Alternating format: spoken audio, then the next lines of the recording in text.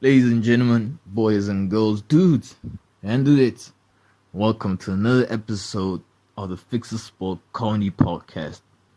And this is episode 35, man. And I think it promises to be a nice one. Or at least a funny one, right? Back me up, you know.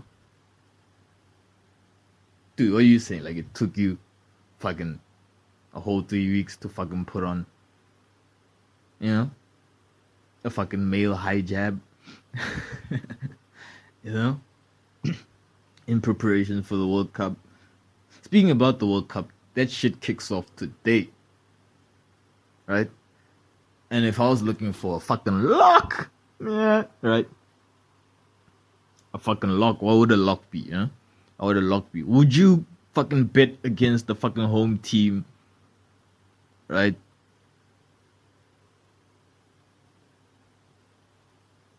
In their first World Cup match, that of a World Cup that they are hosting, right?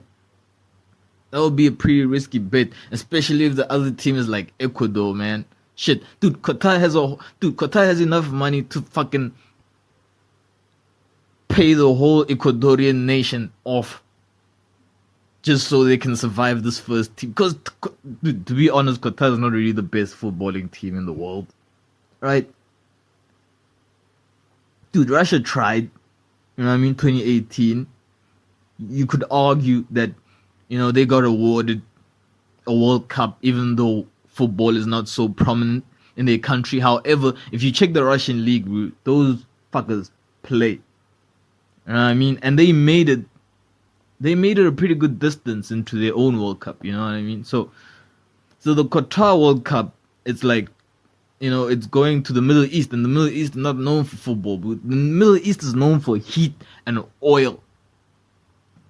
You know what I mean? The last thing the Middle East is known for is fucking football, right? Soccer or football. You know what I mean? There's a lot of Americans that's gonna be like tuning into soccer, right? What's the first team y'all guys are playing anyway? I think you're playing Wales. Oh fuck, the lock. Yeah.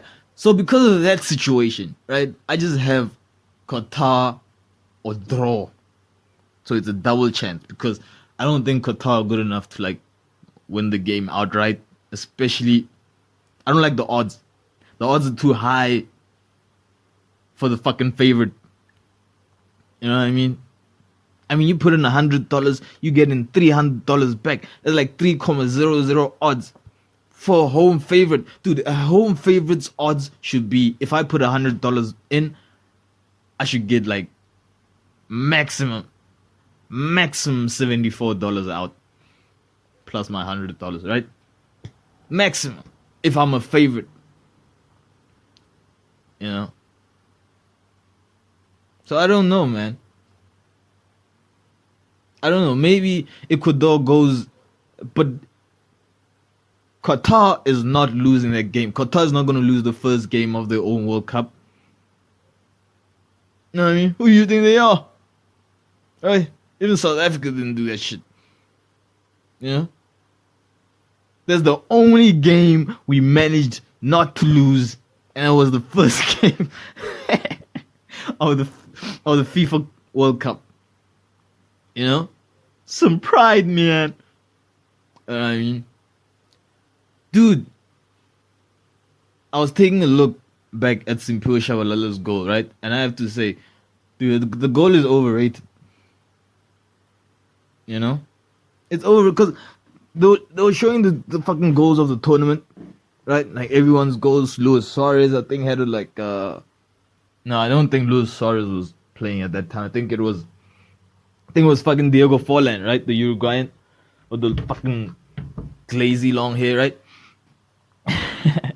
He had a goal. Iron Robben, I think, had a goal. Iron Robben, I think, is Dutch, right? Dude, Iron Robben was a fucking fantastic player, man. Like, hands down, didn't get enough of his, how the kids say, flowers, right? So yeah, Yeah, if I have money, I'll put it into a Qatari win or draw, right? Both those selections together, not individually, together. You know what I mean? Oh yeah, the goal was overrated because not overrated, but like yeah, it was overrated because it was built up like it was the most extraordinary goal of the FIFA club. No, the FIFA World Cup, right? The FIFA World Cup, and it wasn't. It was simply wasn't because, dude, when Simpiwe Shabalala took the shot, he's a left footer, so if you watch football or soccer, you would know that every shot that a left foot, 95% of shot that a left foot is going to take is going to look like 10 times more extraordinary than if a right footed player took it. A prime example, look at Cristiano Ronaldo. We'll be on him in a second. Free Ronaldo, man. Dude, fuck, let me just finish this point. Cristiano Ronaldo's thing, right? Cristiano Ronaldo's goal in the UEFA Champions League, the all-famous bicycle kick, right? Which I saw a clip that he said on Piers Morgan was like technically the best. Okay, it was good, but I don't think it was the best bicycle kick because a week later, in the same UEFA Champions League, the same Real Madrid team, and guess who shows up? A left-footed player by the name of Gareth Bale. Right? A fucking wonder, man. Right? Probably one of the best goals scored in UEFA Champions League history, bar hands down.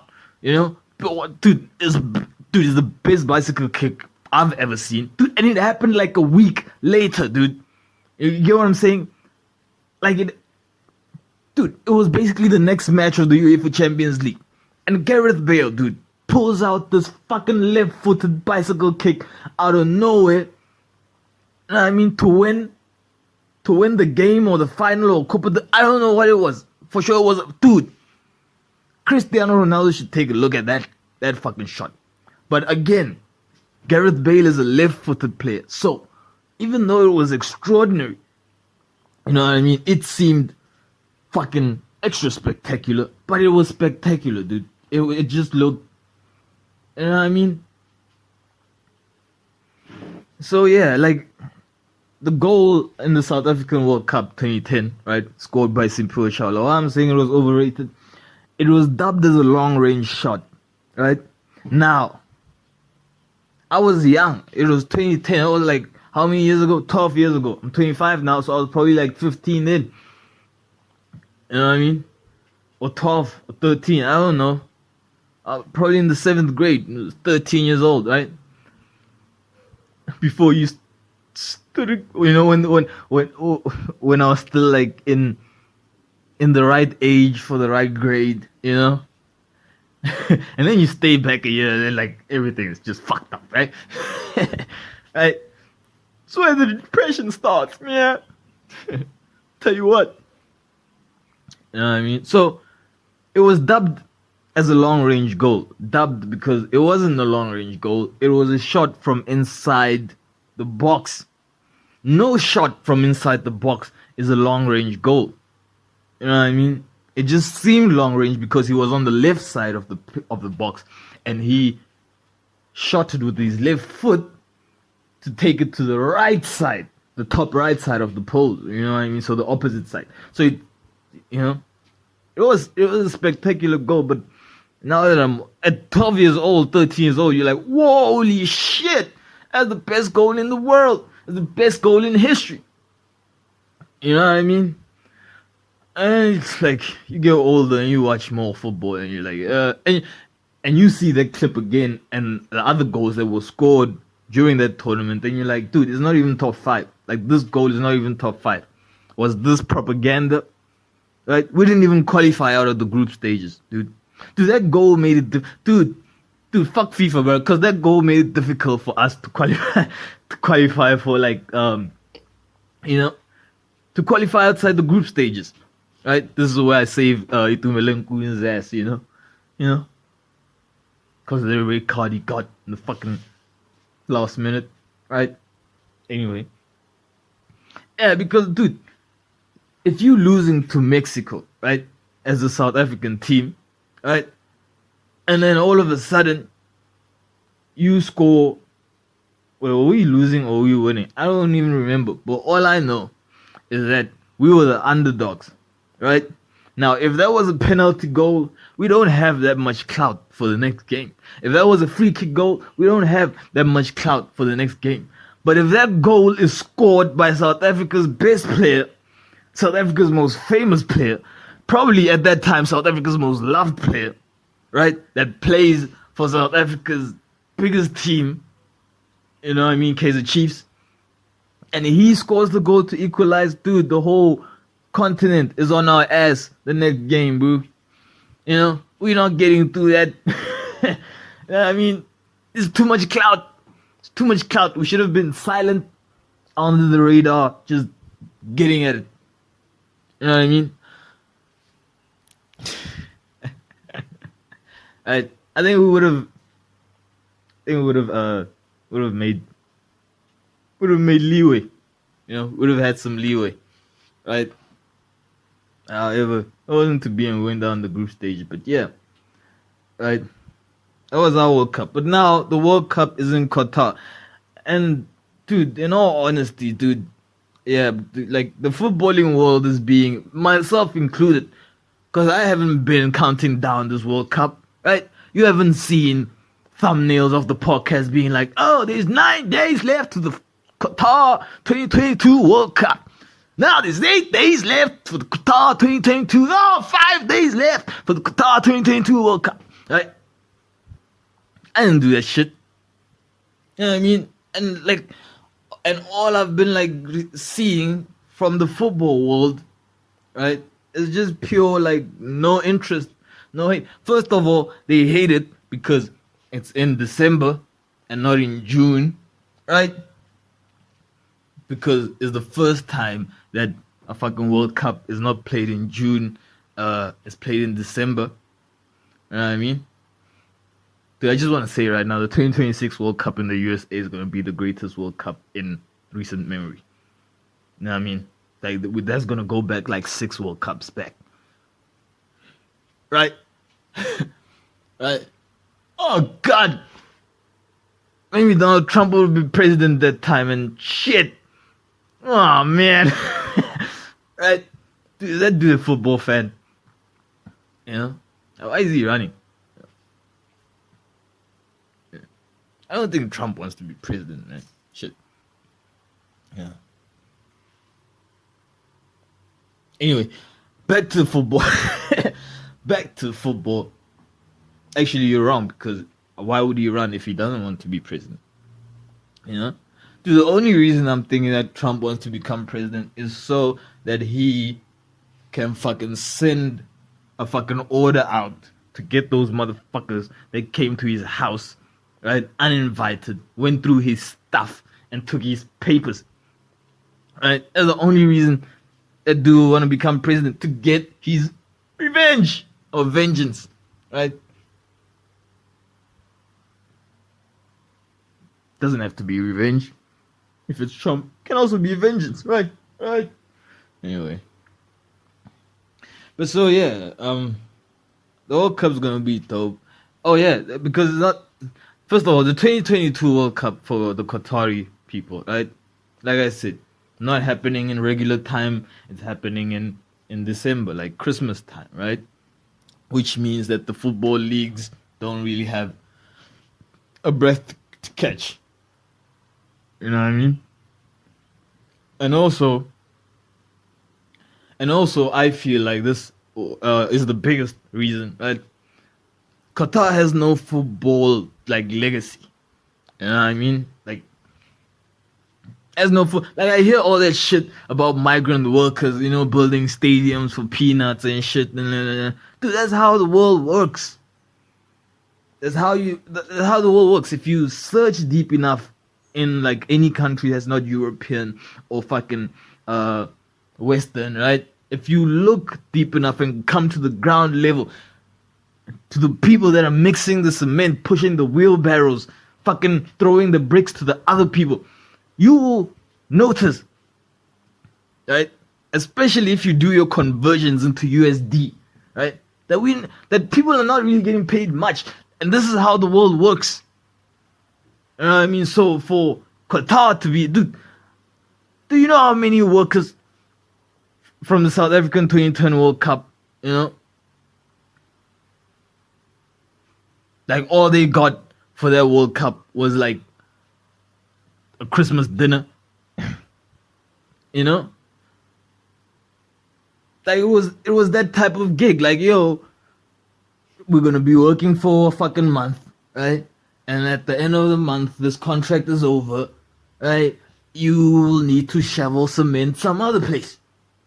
You know what I mean? And the reason they do that, the reason they do pay like that, you know, most of the times every week or probably on day, is because the job is so hard or boring or fucking so soulless, right? That if you don't have any fucking good reason, like a family you're supporting, or, you know, like fucking weed habit you have to like get through, you know? If you don't have those reasons, you don't show up like in 3 days, you know? After 3 days, you're just like, fuck it, I'm going back home, man. Fuck this. We're not getting free tickets. You know what I mean? Dude, I'm scrolling through YouTube, right? As I usually do, you know? So one thing I should stop fucking doing anyway, like watching so many podcasts. You know, like I'm finding it hard to have time to do my own shit. You know? Because you guys are so fucking goddamn great and shit, you know? But like a wise man always said, like, if you to create good music, you have to stop listening to great music, right? To create good books, you have to stop reading great books, you know? So I guess, but I don't know, man. It's kind of hard to stop watching comedy, because, like, dude, I'll be so fucked, right? But when I don't watch it in like, oh, I'm a comedian, you know? Just watch it because I'm a fan, you know? I've been a fan before I started doing this, right? Just trying to figure out how to not lose the fandomness. You know what I mean, man? Anyway, talking about the Qatar 2022 World Cup. Yeah, you know, so the people getting paid like quote unquote peanuts, right? It's what usually happens. You know what I mean? Yeah. Oh, I was going through YouTube, right, and I see this thumbnail of a dude, right? It's like, hey, this is how Qatar bought the World Cup, right? And he's holding a ball there. Basically, he was just trying to say, like, Qatar doesn't deserve the World Cup. Right? I'm willing to bet that when this World Cup kicks off, that dude already has a ticket and he's in the stadium. I'm willing to bet my money, dude. I'm willing to bet that dude is gonna make another reaction video from where the fucking stands. You know what I mean? If you just heard the silence, the fucking electricity just went out, you know? That's what we deal with. You know? When you pay people peanuts. You know? Dude, I don't understand why the electricity is going out when Cyril Ramaphosa just took out an $8 billion loan for Eskom. You know what I mean?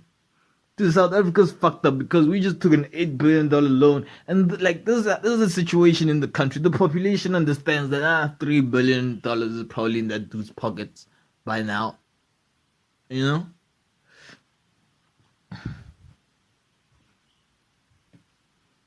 It is, I mean, dude. And it's a sad situation, you know?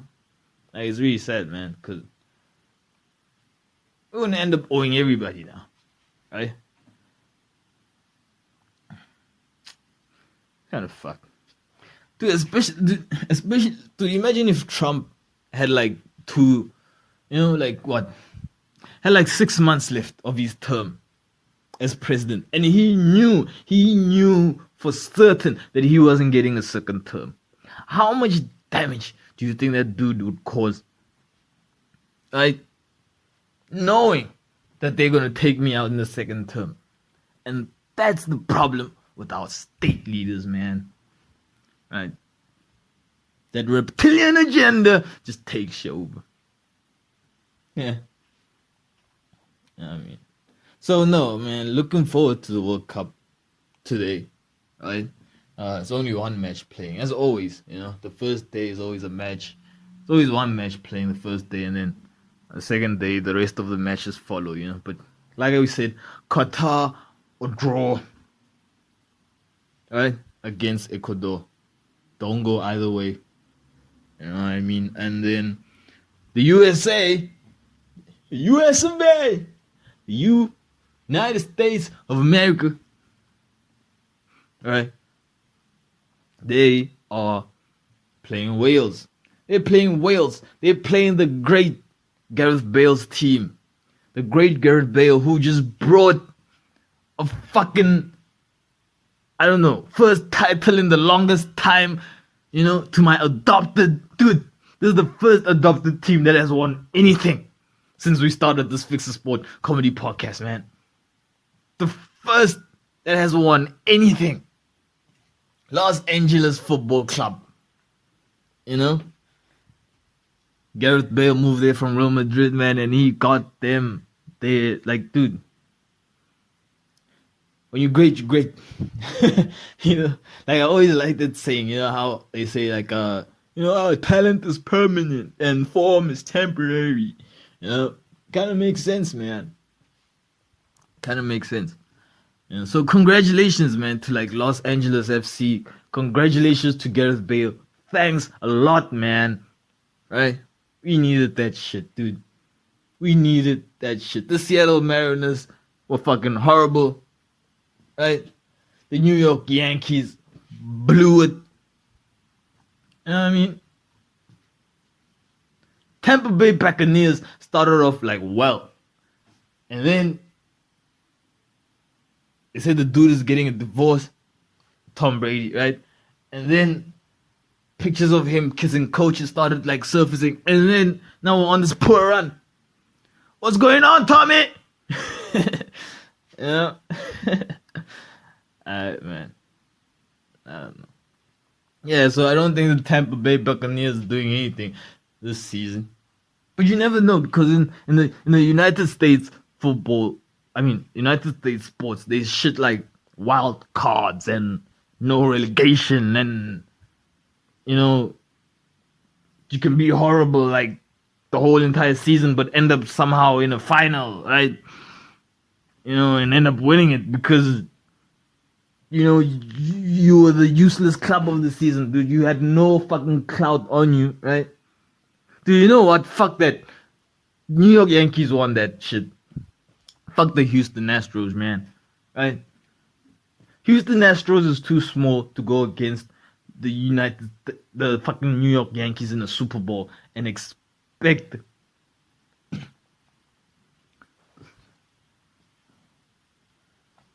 Nah. I guess, dude, you know what? You should do it outright. Fuck the bag. You should do it outright. Whether you have too much clout, right? Or, you have a whole fucking city on you. You have a whole 200, what is the New York City's population? 55, 60 million people? 80 million people, right? On your shoulders, man. Right? You gotta do that. You gotta get through it. Blowing it, you're just like any other like normal team in 21st century sports. Any other normal big team in 21st century sports. Dude, that is why Jurgen Klopp is getting enough. By the way, do you guys hear that Liverpool is for sale? Right? Like, I dream to be Jurgen Klopp, man. Like the club doesn't perform at the optimum best, right? And instead of firing the coach, you know what happens? They're like, maybe we need to switch ownership. Maybe the ownership is not. No, leave this coach alone that has brought us to the UEFA, to the European World Final in the last 4 seasons, right? That has won us like 6 cups in the last 4. Leave this coach alone. It's clear enough that he's doing the correct work and the team is just tired. Dude, Liverpool is so tired. It's like unbelievable, dude. Like, dude, it's crazy. Dude, there was a stat of the UEFA Champions League final of Liverpool playing fucking Real Madrid, right? And the stat came up. And these are the stats that I might pay attention to, because some stats are just like whack, because, they fucking all over the place. They could mean anything. You know what I mean? But this was a clear stat. It said that on this day of the UEFA Champions League final against Real Madrid against Liverpool, Liverpool was playing their 105th or 6th match, right, of the fucking season, right? And Real Madrid were only playing their 65th. So there was a 30-game difference between these two teams. Now times 30 times 90, right? Yeah, and then you just fucking minus that energy bar for Liverpool, right? That is not the reason why they lost the final, though. Right? I'm just saying that it might be the reason for the the lack of kind of maximum performance by Liverpool this season. It's not the fault. The final, what happened in the final is that Liverpool didn't have a striker. Liverpool was striking with Mane. They didn't have a striker. Mane is not a striker. Mane is, according to PES, RWF, right, which is a right wing forward, right? Just like Lionel Messi. Lionel Messi is not a centre forward. Lionel Messi is a right wing forward. Sadio Mane is a left wing forward. Mo Salah is a right wing forward. Cristiano Ronaldo was a winger turned into a left wing forward. They're not centre forwards. Alright? This is why it's extraordinary for Lionel Messi to do what he does, because he was a winger. He dribbles past 5 players to score a goal.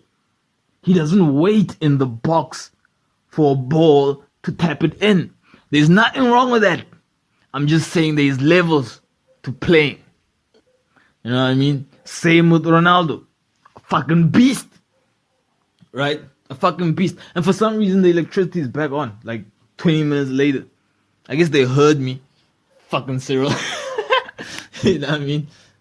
Dude, normally it takes like 2 hours to come back. Right? And some shit like that. But now it's back. Yeah. But anyway, so yeah. So, dude, Erling Haaland is an extraordinary player. And, dude, kudos to Pep.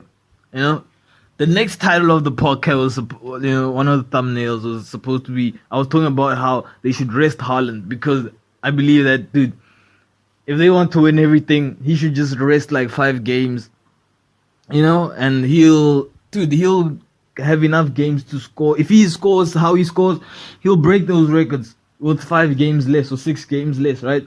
Saving him like injuries and shit like that, you know what I mean? Keeping him fit for all that time, right? But Mr. Pep, the reason that he is the manager of Manchester City and I am a host of a comedy podcast, was way ahead of me, man. Right? That's why I couldn't even release the episode. I was like, oh shit. You know what I mean? He was way ahead of me. Like the next game he didn't play Haaland, right? And the next game after that, he doesn't play Haaland, right? And the next game after that, he brings Haaland off the bench. You know what I mean? Fucking crazy, man. I don't know. But anyway, yeah, so Liverpool lost that final because they didn't have a striker. And this is evident. They had, do you know how many Real Madrid, dude, do you know how many strikers Real Madrid has? 2. They have 2 strikers. You know what I mean? Oh, let me put it like this. Do you know how many finishes they have? They have 3 finishes. They have Rodrigo, they have Benzema, they have Vinicius Jr. These are finishers, strikers, right? They're not playing in positions of strikers, but they finishers. You know how many opportunities Liverpool had to hit the back of the net? You know how many shots on target Liverpool had? Plus 9 shots on target. You know how many shots on target Real Madrid had? Under 1. Under 2. They had 1 shot on target, and that shot was a goal. They had 1 shot on target. Liverpool had 9 shots on target. But they still lost the match. Right? Dude, if Benzema was playing for Liverpool and Sadio Mane was playing for Real Madrid, Liverpool wins that game. You know what I mean? That was the only difference. Liverpool club was complete. It just didn't have a goal scorer. Didn't. You know? And it was heartbreaking for Liverpool, right? Not so much for me. You know what I mean? For Liverpool, it was heartbreaking. For me, because I was rooting for Liverpool to win, right? The final. I was rooting for them to get the quadruple, you know, which like in a space of 2 days just like vanished. Right? I remember the last game where Steven Gerrard, Steven Gerrard could have became a Liverpool legend. It's the last game of the Premier League season, and he's leading the Manchester City side 2-0 at halftime. If he keeps it like this, or if City scores 2 goals and they draw this game, Steven Gerrard's old club wins the league.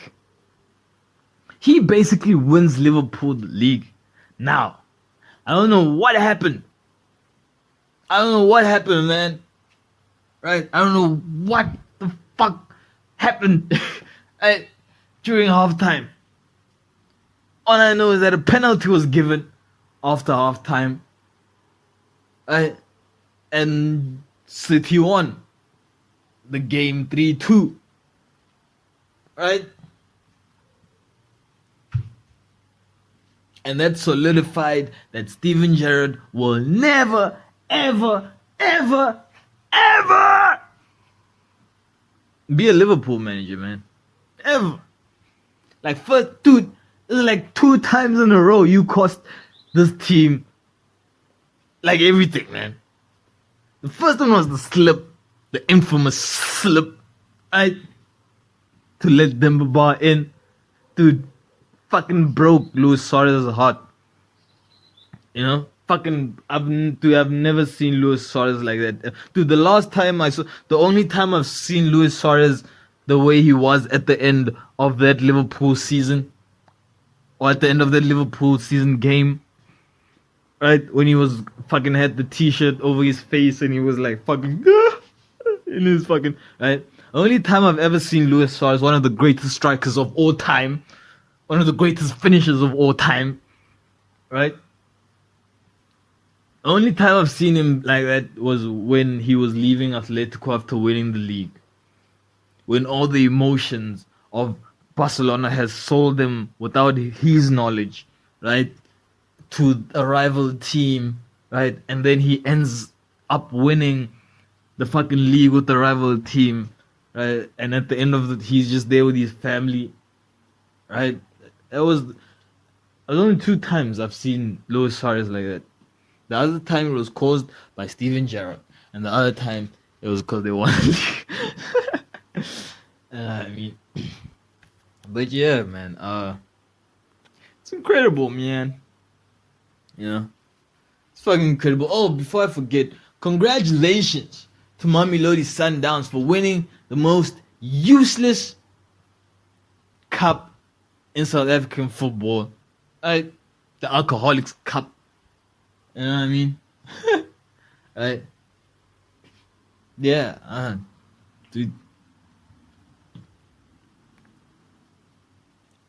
Like really, you celebrating like a Black Label Cup? Didn't you just lose an MTN 8? Right? Didn't you just get knocked out of CAF? Right? Aren't you the team that has 3 coaches? Aren't you the team that has 4 fucking squads in the same squad? Right? Yeah. Black Label, yeah. You know why you won? Because Pirates was hungover. You know? Dude, like, I am so fucking pissed off at Mamelodi Sundowns, man. Nah, bro. Like, fuck. Dude.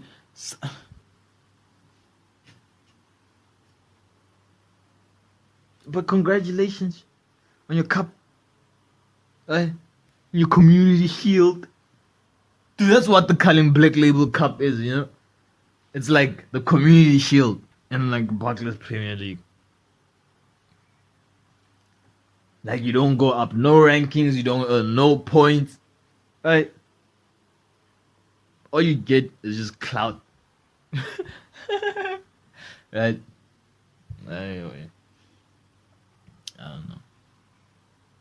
Countdown to the World Cup 2020 Qatar. Right? Oh, yeah, dude. Guess who's causing a media frenzy again? Right? The great Cristiano Ronaldo was on the YouTube, right? Speaking out. You know what I mean? About his treatments and all this stuff, and about how, I don't know. I feel like he's being victimized, I don't know what's all what's all the fuss, right? What's all the fuss? Ronaldo's being Ronaldo, you know what I mean? Cristiano is being Cristiano. Like, I would understand if he came out and didn't say anything, and then people lost their minds. Like, what? Cristiano Ronaldo's fucking silent. He didn't say shit. Oh shit, he doesn't want anything. Oh, he's just gonna retire and just sit there. Oh fucking shit. Oh man, I would expect them to lose their minds like that, but Cristiano Ronaldo is doing what Cristiano Ronaldo does. You don't get it? He's the jock. We're in high school and he's the jock. It's all about him. Right? And if you have 6 Ballon d'Ors, man, it can all be about you. Right? But I don't get these British blokes. Right? The British blokes, man. It's British blokes. Right? They call Ronaldo a bomb, right? They call Ronaldo a bomb. Right? A British bloke call Ronaldo a bomb. Mate, if Ronaldo's a bomb, and Ronaldo's player of the year for like 6 times in a row, right? Right, man. What's you, man? What's you? We must be dead, man. Man, we must be reincarnations, blood. Now, me, fam. If Ronaldo's a bomb, yeah, we must be reincarnations, blood. That's a 6-time Ballon d'Or winner, yeah? Right? Dude, I don't believe this shit. And this is coming from United fans. Right? These are the same United fans that when this top fucking player, the fucking greatest player, right? One of the greatest players in world history, right? Was done at one of his top clubs, right? What does he do? He moves to a top club. Right? These are the same fans that when he wanted to move to that top club at the time, it was Manchester City. What did the fans say? Hey, Ronaldo! Hey, Ronaldo! You can't go to Manchester City! Hey, that's a betrayal, mate! That's a betrayal! I'm gonna call Sir Alex Ferguson, right? I'm gonna call Sir Alex Ferguson and make sure you're okay, right? Dude, and Pep was like, dude, we'd love to have Ronaldo because that Harry Kane deal for 200 million didn't work out. This is what Ronaldo does. He goes to the best teams. Right? But no, the scouts just call up. Oi, mate. You can't do it, mate. You can't do it. That's a betrayal, mate. That's a betrayal. That's a betrayal. But come back to United. Come back to United, mate. But come back to United, please. Alright. If you do it as a betrayal, mate, it's the end of y'all. It's the end of y'all, mate. What? And what does he do? He's like, fuck. Alright, I'm loyal to my club, see? I'm loyal to my club, and loyalty is big. I'm a big loyalty fan, me. So, I guess it's right to go back, To go back to the team, to the players. It's like, go back home. And he does that. He fucking does that. The best player in the fucking world goes to the shittiest team at that time. It doesn't even have a manager. It has like a technical / sporting director / cone picking up person / international manager / bathroom cleaner. As a fucking manager, man. You know what I'm saying? It's ridiculous. Right? And then he goes there. Right? And everybody's happy. Right? The same fans that be calling Ronaldo a bum, right? They'll be like, oh, Ronaldo's back, God, the goal, the goal, we got the goal, we got the goal is gonna make us good again, right? Right? And now, the dude performs, the first season he's there, top goal scorer, right? That's what Ronaldo fucking does. And where are they, mate? They're like, oh, yeah, mate, that's Ronaldo, mate. That's what Ronaldo does, mate. Right? And now it's a new season. You know what I mean? Ronaldo says he wants to leave because United are not in UEFA Champions League, and now they're catching feelings. They're acting like they can move to a team that's playing UEFA Champions League. They're acting like they have records to keep in the UEFA Champions League. They're acting like they have a fucking eternal rival that they have to fucking compete with their whole entire life. Right? Criticizing man, right, for wanting to move to a better team. I mean, and then at the same time, the manager, who I think is doing an incredible job. Don't get me wrong. Right? The new manager of Manchester United, Uncle Bob, is doing a fantastic job. You know what I mean? He's doing wonderful. Right? The only criticism I have about him, let's not take, we have to put Benny McCarthy in there as well, because they were doing pretty poorly until Benny came in there, man. You know, y'all weren't doing really that great until Benny McCarthy slipped in there and kind of started not losing some games. And even if you did lose games, you lost by 1 goal. Anyway, right?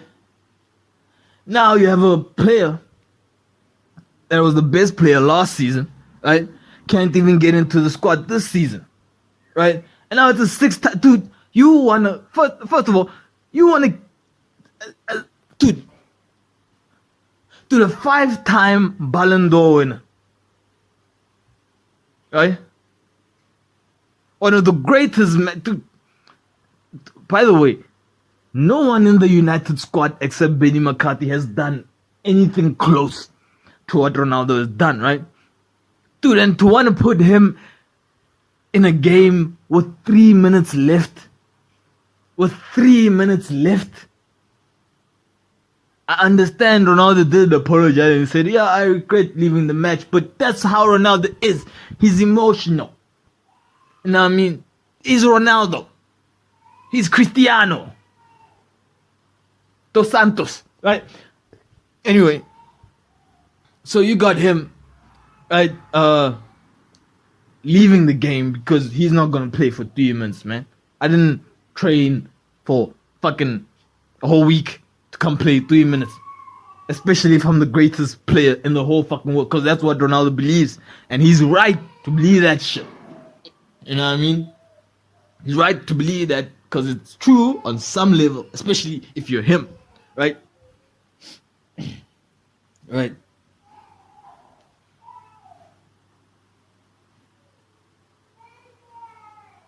Dude, it's just fucking, I just can't believe it, right? And now he wants to move to the top club, and now the same manager's like, hey, Ronaldo's not for sale, right? Making it fucking difficult for this top player to fucking move. You know what I mean? Do you understand Ronaldo is an asset? Even on the field. Like, that's my only criticism for the new United manager, Uncle Bill. But that's my only criticism. Like, if you're so good, right? If you're so good, why can't you manage to work with Ronaldo, like one of the greatest players of all time? If you're so good at management, why can't he be included in your squad? You know what I mean? Dude, because if I'm Antonio Conte, dude, I would love to have Ronaldo playing for me as a substitute right wing. Dude, and if you for that come to Tottenham, dude, we will welcome you with both arms. Come to fucking Tottenham, right? Just, you can, right? In place for Sonny if he doesn't want to play. Sonny in place for Ronaldo. Dude, could you imagine a front three of Harry Kane in the forward? On the left, you have fucking Cristiano Ronaldo for the first half, right? And then you have Cooley on the right for the first half. And in the second half, you have Son, who can fucking bag out a hat-trick in like 4 minutes in the second half. And you still have Harry Kane. You can bring him to the back so he can start distributing balls. And then you put Richarlison in Harry Kane's place. And then you still have Kulu if you still want to play with him, if you're guaranteed there's no injuries. Dude, fuck! Spurs, we want Ronaldo. And Eric Ten Hag, if you can let him go, we're willing to take him off your books this January. Man, please. You know what I mean? Fuck. We still love Ronaldo. Because he's Cristiano. You know what I mean? Dude. It's incredible. So, I don't know. Yeah. Now I'm watching the game the other time, right? And you know how fucking, like, the fucking calls, like the commentary of the fucking sport, right? The commentators,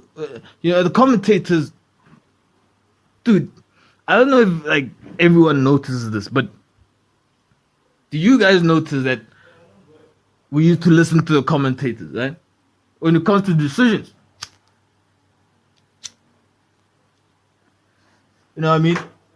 Like when decisions came and they went to VAR for decision-making purposes, the commentators would chip in and be like, oh, you know what? That's not a clear and concise penalty. That's too soft for me, my liking. You know what I mean? Like, and for some reason, the VAR would agree with that decision. You know what I mean? So, I was watching a game the other time, right? And I feel like, there was a point where, I don't know, was it Jim? I kind of forgot, but if I hear the voice again, definitely remember it, right? Probably someone that's been doing this like for a very long time. You know what I mean? As of all commentators, dude, I don't know any commentators with like 3 years experience, dude. Dude, commentating is probably like the hardest. Fucking talk about Jews, fuck that. You know, commentators probably has the the hardest barrier to entry. You know, to any fucking industry, man. Like, you gotta be like 54 or like some 60-year-old, right? I don't know, it's kind of crazy. But anyway. Dude, and that was cool, dude. About when, like, the commentators were watching the game and if they felt that someone went down too soft, right? Or if he was tackled too hard, they would say that shit as a comment. And the referee of VAR, I don't know how they heard that shit, but they would take it into account. You know what I mean? And so it happened whereby a first decision was taken. I guess a penalty decision was taken, right? Or goal. A goal was given. And it appeared to be offside. Now this was Harry Kane. He's an Englishman. And Tottenham needs a win. At this stage, right? So the ball comes in, he heads it in. Apparently, dude, it's like you see the replay and you see an offside, but because of like the way the game unfolded or the action unfolded, it was like that humane thing where you can like kind of forgive an offside, right? But forgiving that offside doesn't make that decision right. You know what I mean? It's just like how when the referee gives a yellow card here and he thinks that he gave it like too fast, right? And he will try to like equal it out by giving a yellow card to the other team for like some useless tackle so they can all have like basically to even out things. Like referees do this shit. I know what I see, people. You know what I mean? They even out games, and if they didn't do that, like you would have so much fights, you know, going around fucking, you know, you just have everybody fighting with everybody. You know what I mean? You're not being fair. You know? Because even players like, remember you did that? Remember? This is the third time. This is the third time, ref. The dude just kicked me for the third. I'm bleeding. Dude, I'm bleeding. Dude, I like that how... Dude, that's the best. Dude, you know, I just find that funny when like fucking... You know when a player is fucking injured, right? Just got tackled. Right, and they asking for the ref to like fucking give a yellow card, right? And he just pull their socks down, right? And they're like, look at the marks, right? And it's just some like skid, you know, like some paper cut, like look, you know, fucking crazy, man. But so yeah, referees would do that, even out things. So commentators kind of do that as well, but you know, it's not bad. You know what I mean? However, like I said, forgiving the offside doesn't make it a correct decision, right? So what happens when the next decision must be taken? It's clear and concise. Even the commentator says it, right? This, I don't know whether it was a free kick or a penalty that was supposed to be given or something like that, right? But there was a delay in the decision-making process, and the commentators just kept on saying, "Oh, it's a decision. It's a decision. It's clearly a decision." And they went the opposite. They didn't, and immediately I just felt it was because of that first comment, man. It was because of the first comment. Like, the thing that you guys do very well is being unbiased, right? And once they sniff a little bit of non-biasness, they just gonna take that whole VAR thing over. You know what I mean? And I liked it when the commentators could comment on the VAR's decision, right? Because it kind of justified the decision. But when now it's just some referees in a fucking truck outside the stadium, right? We don't know who's visiting the truck during halftime. We don't know, who's fucking getting them donuts in the morning when they're setting up. We don't know that shit. You know what I mean? Dude, I also don't understand why. Like, is it a rule that referees, when there's a VAR decision, must go to the fucking monitor? Right? Because if that's the rule, then that must happen every time. It can't just happen sometimes. And sometimes it doesn't. Because this cost Senegal and Sadio Mane a semi-final in the 2018 World Cup, FIFA World Cup. That was played in Russia. You know what I mean? It fucking cost them that, man. So, I'm just asking for a bit of consistency, blood. Ronaldo's no bum fun. Yeah.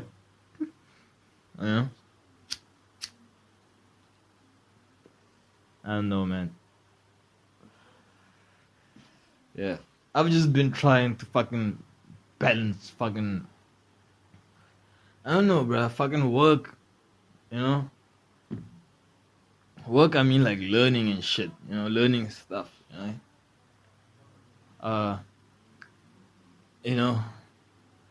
and like projects that you're trying to work on. You know what I mean, dude, it's kind of hectic, especially when you're trying to get better. You know what I mean? Like, you can do an hour, right? But I want it to be better, I want to get better, and it's I don't know. So I don't know. Maybe I just took a pause, right? Just to see that if I came back, how would it be? Would I have been better? Did I gain a bit more wisdom? A bit more skill? I don't know. No, see, I thought you were bummed out because of that whole interview for the radio presenting gig you went to, and then you didn't get it. I thought you were depressed because of that shit. No. Or you actually thought you were gonna get it? No. The fuck you, man. Oh, man. Shit. Besides, there's too many jobs available now, right? Especially since BlackRock just sold Twitter to like Elon Musk for like a fucking inflated price, right? And then, dude, I swear to God, bro, like, if this was a rapper, their career would have been over. You know what I mean? Dude, like, I feel like Elon is smart enough to handle what the Illuminati has coming for him. To half handle that shit. And I think he's rich enough to handle the other half, right, of the shit that the Illuminati has coming for him, dude. Because they're doing all this funny shit. We were like, all of a sudden this dude buys like the number, I guess he tried buying Facebook, but because Mark is the dictator, he was like, no, right? But then, Twitter's not run by a dictatorship. Jack Dorsey, maybe if he owned it outright, but You know, he didn't, dude, it was a celebration for me, dude. Do you know how much porn I was watching on Twitter? You know, just celebrating the fact, man, you know, that BlackRock doesn't own my history. You know what I mean? Like, dude, I was just scrolling through shit I wouldn't even watch ever. Right? Just like being like, yo, man, Elon doesn't give a fuck about my porn history. And I know this because he once said it. Right? Elon once said, like, he once said that, dude, no one gives a fuck. Just they give a fuck unless you want to become president. Right? Right? But even then, I don't think he'll be like, oh man, you know, this entire like bro, watch history, man. All the shit this dude was jerking off to on the social media platform. You know? But yeah, dude, I'm glad fucking Elon owns Twitter, right? Because now it means, dude, and he's been like, you know, like firing people, dude, you know, and people have been on his dick for this shit, right? Like, oh, why are you letting people go? And, you know, shit. Dude, what you don't understand is that most of these fucking people that are working in these, like, fucking IT companies, right? Not even IT, because it's not an IT company. It's like it's a social media company, right? It's an app, which means that it's software, which means that it's development. Most of the people that are working in these corporations are not software developers or are not good ones at that, right? They just have software development on paper, right? But they can't create shit. You know what I mean? They can't do shit, right? And Elon being like a fucking extraordinary software engineer, right? He probably came into the Twitter office and was like, fuck, y'all niggas just eating and creating fucking posters, right? And signing ad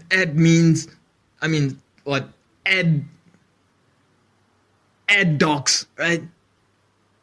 Going out for lunch, working from home, dude, clicking enter, clicking space. That's all they fucking do, right? And he was like, nah, I'm not having this, dude. I'm fucking crushing 16 hours a day, right? Meanwhile, 80% of my workforce is not even doing 4 hours of work. It's incredible. At the same time, you have free food. Shit. Dude, Elon could fucking fire everyone in that fucking company and Twitter would still run. Because that's the kind of software engineer Elon Musk is. Right? And like with everything that he does, he's gonna make it fucking awesome. You know what I mean? He's gonna make it genuinely awesome, right?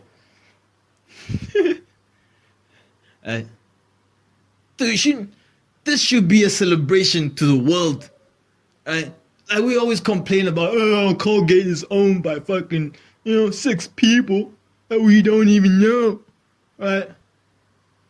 Oh, fucking bread is owned by fucking 2 people that we don't even know, right? And so a dude is like, fucking, I'm gonna buy this corporation, right? And you guys already know me, and I am accessible. And he's still getting shit. You know? Still getting shit. And there can only be one reason for that. The Jews. I'm joking, man.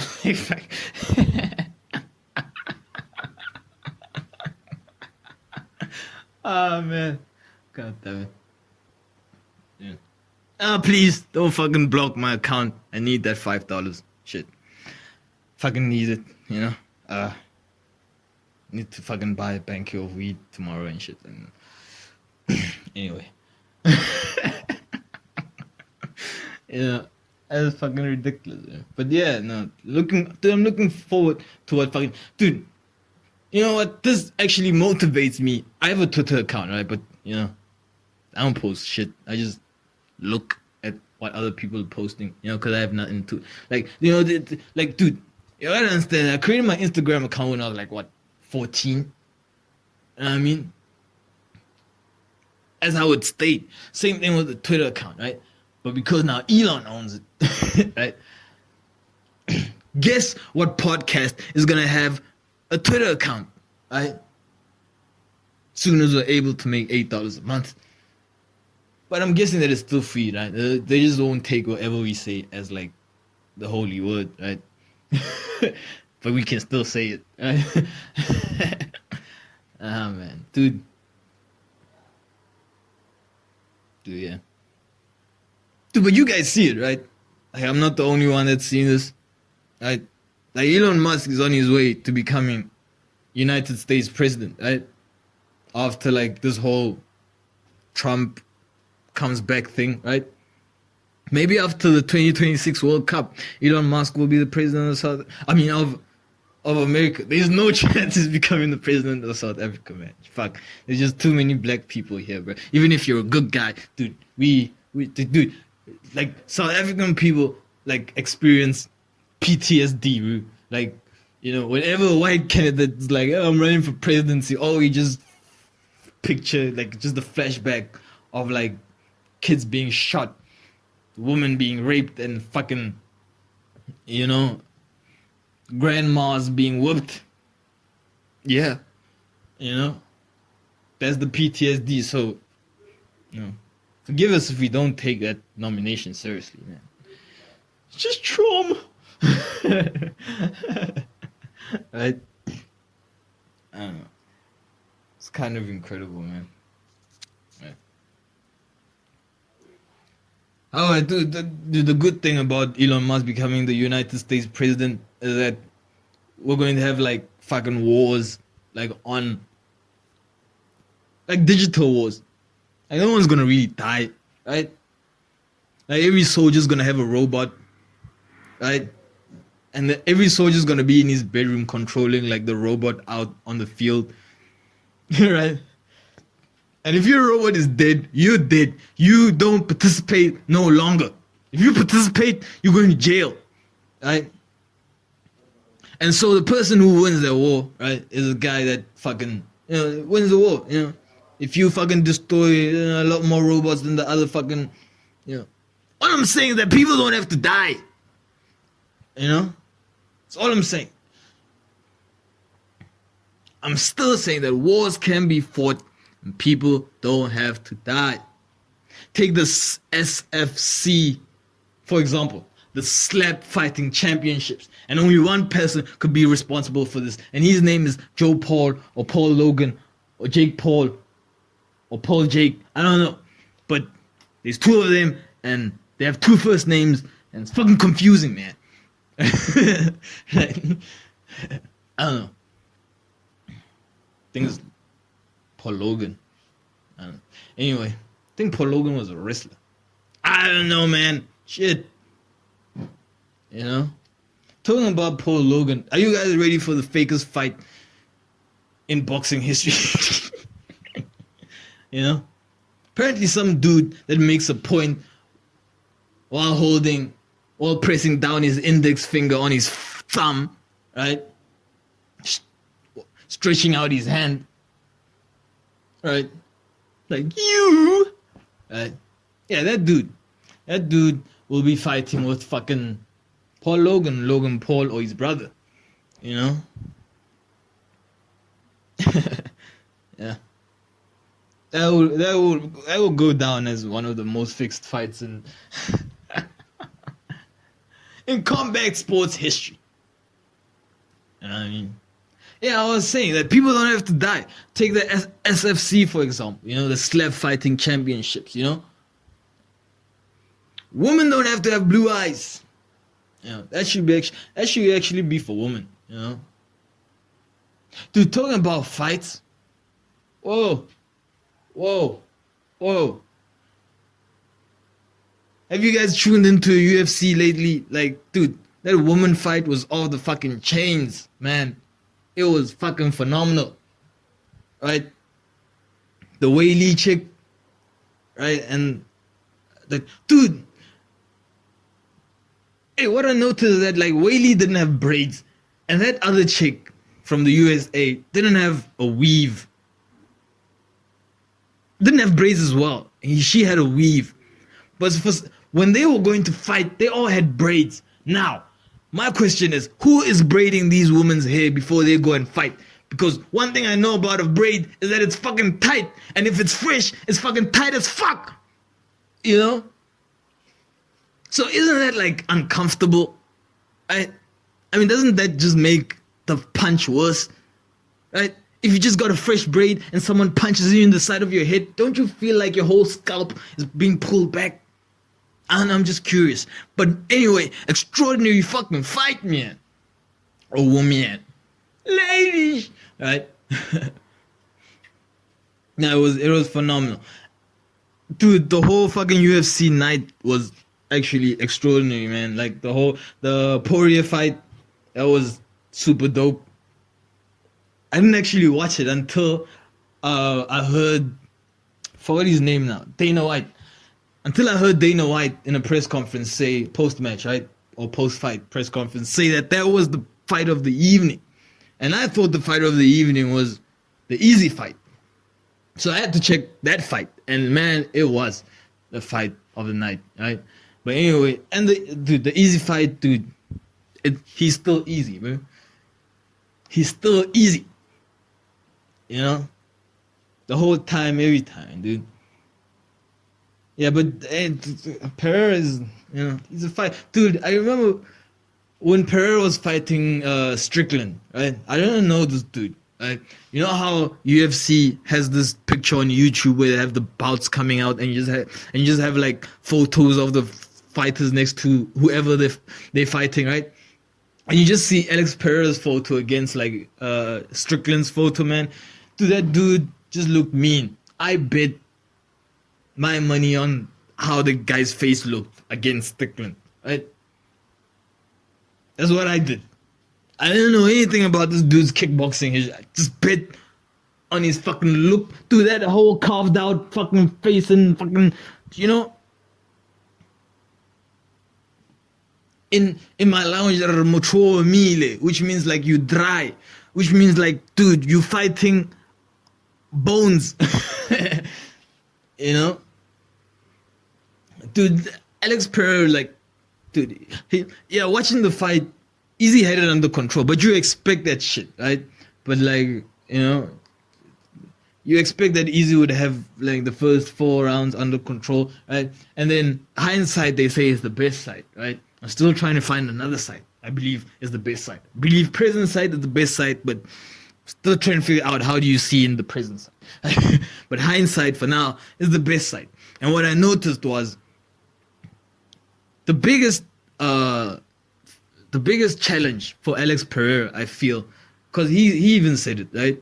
He said that it was going the 5 rounds. He was nervous about going, can he go 5 rounds? That was like a genuine fear in him. Like, if I come out too quick, will I be like tired in the 3rd round, 4th round? And you could see this throughout the fight. Is that why Easy had control over the fight? Maybe. Because Alex Pereira was afraid of tiring out, maybe, right? But on the 4th round, you could see that this dude just decided to go like, fuck it, I'm gonna unload now, right?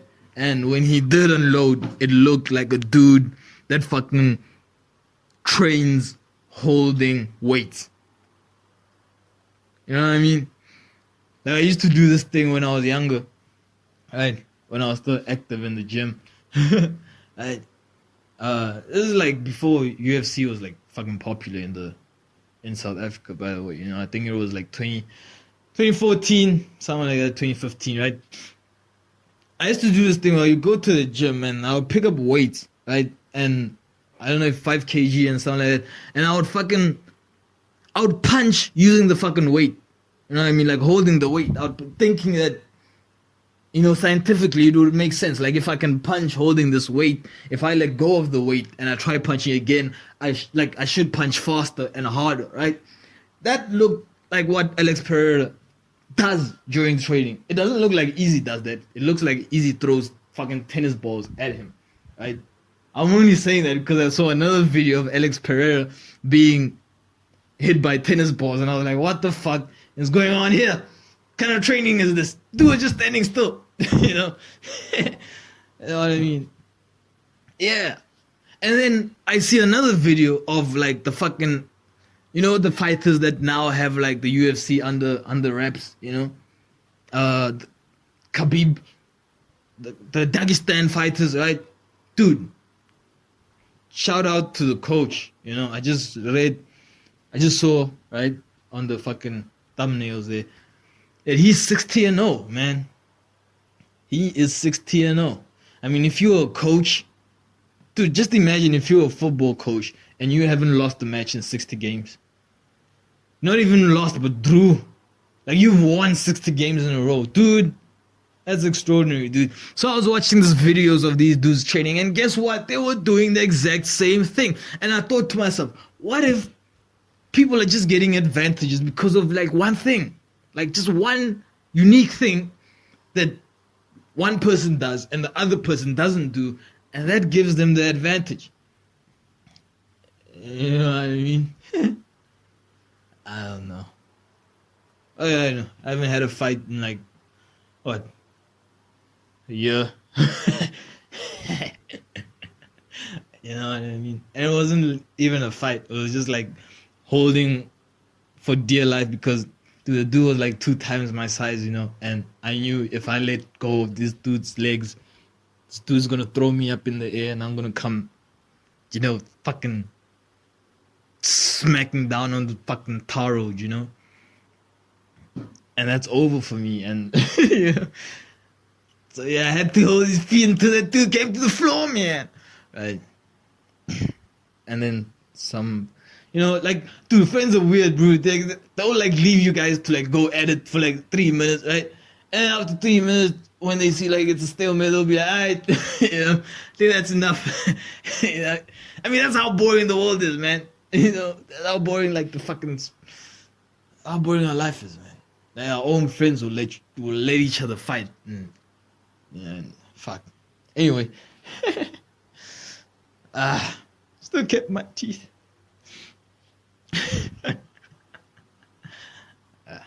Dude, I would not fight them again. You know, I would not go anywhere near the dude again. You know? Yeah. I'm just being honest. I mean, I'm just being honest. Right? Yeah. So nobody has to die. Nobody has to die. I tell you what, man, I heard like America about not winning like wars and shit like that. You know what I mean? That you guys have been to Afghanistan, that you say you haven't won the war. You guys have been to what, Vietnam, you didn't win the war. You guys have been to fucking the World Cup bid, you didn't win the war. You know? And I'm realizing something, man, that, dude, isn't it weird that war is a fucking entertainment genre? Right? Like, you can literally search movies and go to war and only watch movies about like other nations killing other nations, you know, in the name of their own nations, right? Dude, what kind of music would come out of the speaker if the genre of that music was war? Like, no, it's not hip hop, it's not R&B, it's not soul, right? It's not jazz, it's not pop, it's not grime, it's not quote unquote drill, right? It's fucking war. How would that fucking sound? You know? How would that fucking sound? Like, for real. You know? I'd like to hear that fucking sound, bro. I will, bro. I would like to hear that fucking sound. Yeah. Because the war movies are fucking awesome, man. Well, not as of late, because America hasn't been to any war, you know? Maybe we might get a sneak peek into like a Ukrainian war movie, right? And we just have America's soldiers in there for like 20 minutes, right? You know, but it's not gonna be an American war movie, man. Shoosh! Right? Dude, American war movies were off the chains, right? They were like, right? Is it?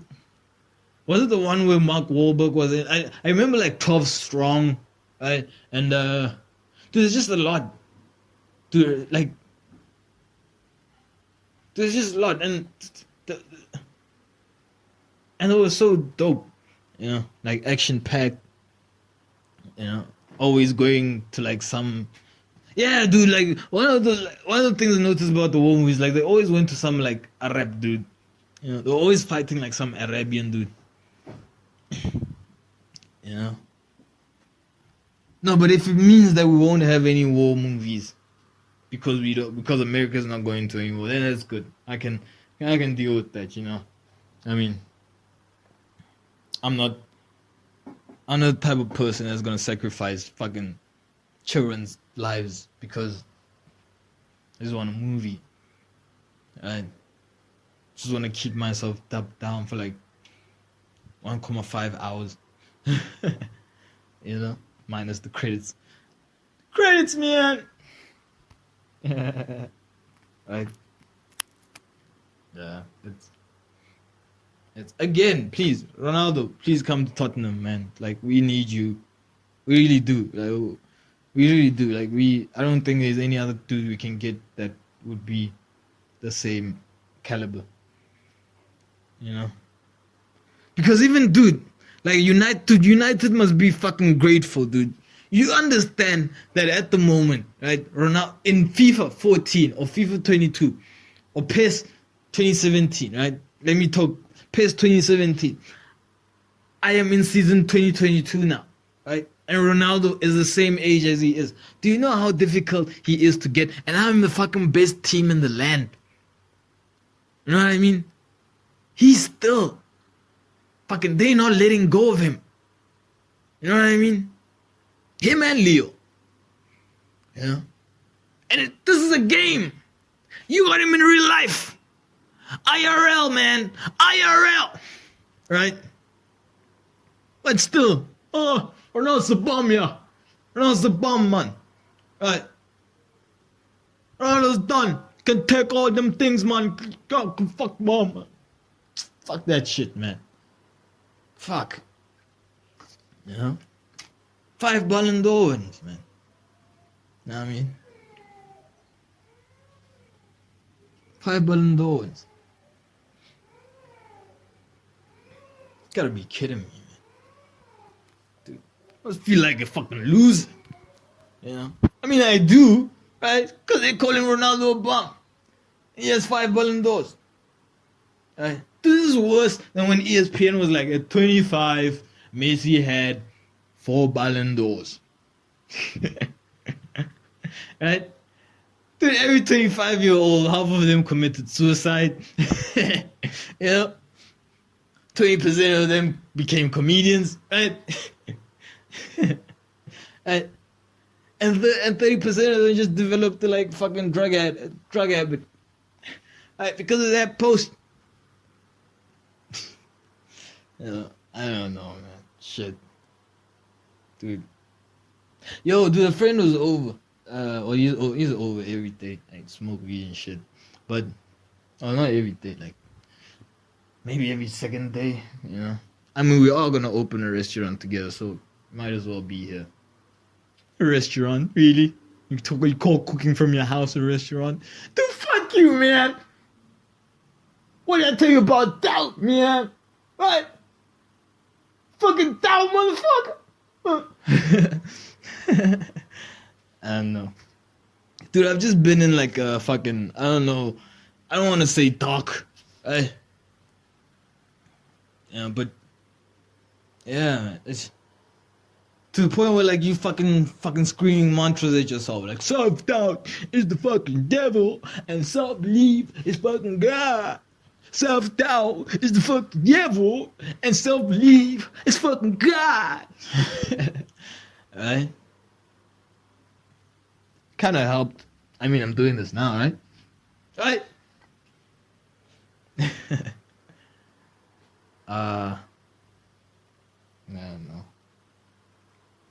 So what is up? Oh yeah, we were talking earlier about talk about a lot of stuff, right?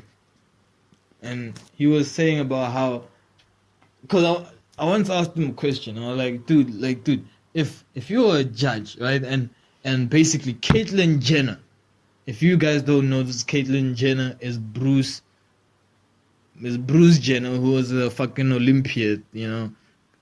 If you are a fan of the Keeping Up with the Kardashians, if Scott wasn't your fucking, favorite character there, fucking Chris was, because he was a cool dude, right? Now, right? Now, I asked him this question, like, dude, if Chris Jenner committed a murder, right, and you were to sentence him, right, I guess he's doing life, but where is he doing it? Is he doing it in the female prison, or is he doing it in the male's prison, right? Because how I understand it, he's a dude that doesn't have a dick no more, right? Because he's trans. Now, but he's still a dude. He doesn't get periods, right? Does he have fallopian tubes? I don't know. I think women are the only people that have fallopian tubes, right? No menstrual cycle. Dude, it's just basically a phenotype, right? But dude, that's not even a phenotype. That's aesthetic. It becomes aesthetic because ovaries are physical. So that's a phenotype, right? A menstrual cycle is physical. So that's a phenotype, right? So just cutting off your dick, it's not really changing your phenotype. It's just changing your aesthetic, right? As a human, as a male, you're aesthetically not a male, but phenotypically you still are a male. So yeah, where does he go or she go? Fucking male prison or female prison, right? Both of these options are fucking hilarious as fuck. Dude. Yeah, dude. So a friend was telling me about how he was watching a TV show, and this TV show was like had a trans fucking. Now they're gonna take offense because I put fucking next to trans, even though that's how I fucking speak, fuckers. Yeah, dude. He was watching this TV show about how this trans woman or man was sent. So he. Oh fuck, I don't even know, bro. Like, it's a man and they don't have a dick no more. So yeah, he was sent to a fucking prison. He doesn't have a dick no more, and what's worse, he got boobs, right? So he got surgery. For some reason, I don't understand. Where do trans people get, dude? I think becoming trans is a premium thing, dude, because there's no way surgery is so fucking cheap, man. There's no way. There's no way surgery, dude, medicine is not cheap. I don't even use medicine. Because it's not cheap. But where's the cash coming from? For a regular person dude, people can't even get cash to start businesses. Right? But for some reason, trans people are just like, whenever they feel like it, they're like, fuck it. Gonna fucking call Dr. Miami, right? Isn't he the one that cuts off dicks? And I'm gonna get this shit done. I don't know. Yeah, so the TV show is about this dude basically complaining about how he has boobs now and he's in a male prison. And we all know what the fuck is happening there. My friend said this dude ended up crying on the interview.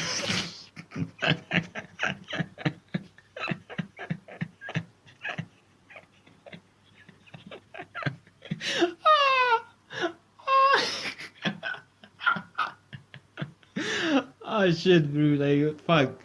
That's hilarious. That's fucking hilarious. What, you get coddled? Huh? You get sexually harassed? Huh? It's fucking, dude. Dude, please don't create no special jail for trans people. Like, fuck.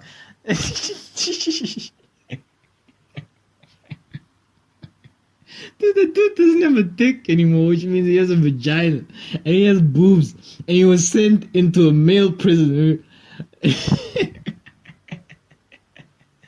What the fuck, dude? It's fucking. I think the show is called what did you say it's called again? Fucking forgot. Right?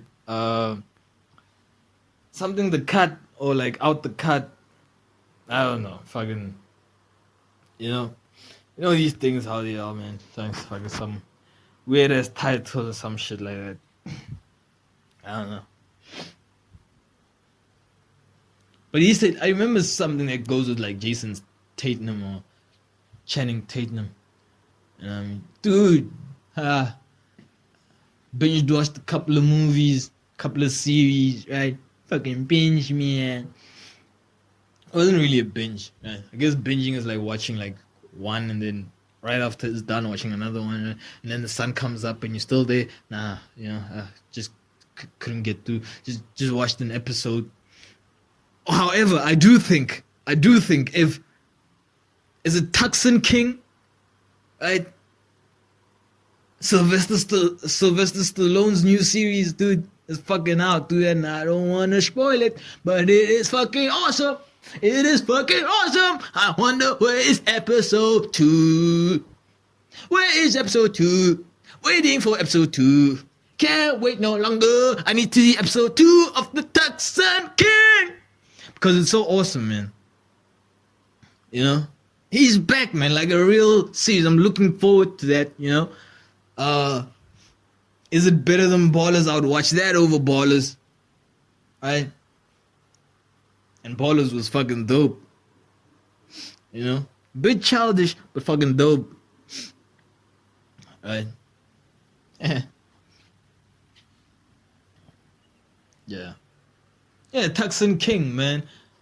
And what else did I watch? Oh, fuck. Liam Neeson. Dude, underrated, man. Fuck. Dude, Liam Neeson, I think this whole fucking YouTube fucking spiral and, this whole internet game, it didn't do justice to it. That dude needed an extra 10 years more before this whole online shit hit. Right? This whole everything's new, something's new every day, This dude needed like 10 more extra years when people were still going to theaters. Right? Dude, Liam Neeson is a fucking star, man. Know what I mean? Classic. Dude. You know what I mean? Yeah, I understand all the tape, but he did it again. Right? I remember there was this other one where he was like non-stop about someone killing about someone's son, the boss's son, and he ran all night or something like that, right? Fucking killed it. There was a movie on the fucking plane, right? Where he's trying to find like a fucking plane hijacker and something like that. Fucking killed it. Right? With that woman that was there, also, star of a woman, fucking red hair. I don't remember her, like, the name, All I know is that she was a brunette. No. A brunette is black hair, so she was a redhead. So why isn't... Dude, the brunettes, dude, the redheads, dude, redheads are called redheads, so why aren't brunettes called like blackheads, man? Dude, I'm gonna start calling brunettes like blackheads, man. What? Like, nah, you can't be a blackhead. Nah, not black. Can't be a black. No, can't have that. A blackhead? No. Short coat? No. And then you have the blondes, right? My favorite. When it comes to white chicks, right? I mean, why would my favorite white girl have black hair if black girls have black hair by default? Yeah. Red is just weird for me, man. It's too weird. Right? Too out there. Well, unless like it's like straight hair on a woman like that from the Liam Neeson movie, right? Oh, Memory, bro. Yo, it's a whole Alzheimer's. Dude, the twist is ridiculous. It's fucking awesome, man. Fuck. You think that shit's gonna come. Dude, oh my, what? You think that he's gonna fucking, get off from the police things because of his Alzheimer's. You know, they'll be like, he killed a couple of people, but you know, he's a bit cuckoo, right? And they were just like, phew, nah, we're not going that direction. We're going this way. And you were like, yeah, they fucking tricked me. Yes. Loving it. Awesome, man. You know? I don't know.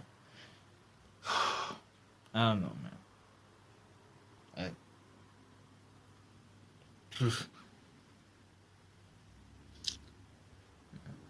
Dude, I was watching the World Cup song the other time, and I couldn't help to notice, but you know who got the deal?